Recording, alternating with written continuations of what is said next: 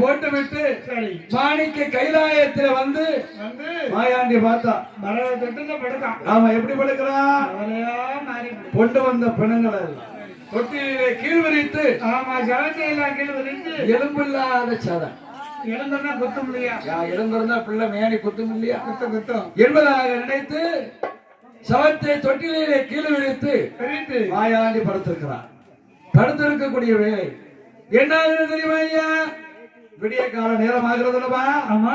பார்த்தாள் பேச்சியம்மா அடித்தது ஒரு பிள்ளை போல அழுகுரல் போல அப்படியே அழுதா பாசாகம் பண்ணி அழுதா இல்லையா? அம்மா பால் வேணும் இல்லையா? ஆமா.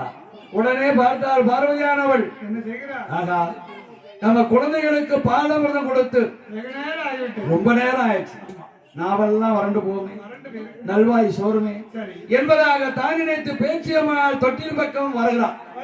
வரக்கூடிய வேலையில் தொட்டில் பக்கம் வரக்கூடிய வேலையில் என்ன ஆகிறது ஐயா? சமவாடை தாறு மாறா வீசுது.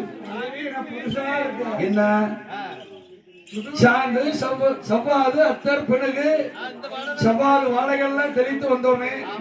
ஆனா தொட்டில் பக்கம் வர வர ஏதோ கரைந்த தீஞ்ச வாடை அடிக்கிறது. என்ன வாடை? மாண்டவர் பிண வாடையா அடிக்கிறது என்ற தொட்டிலே வந்து பார்க்கக்கூடிய வேலைகள் குழந்தை எப்படி இருக்கு? மணி விளக்கு பொருத்தி குழந்தைய பார்க்கக்கூடிய வேலைகள் எப்படி இருக்கு?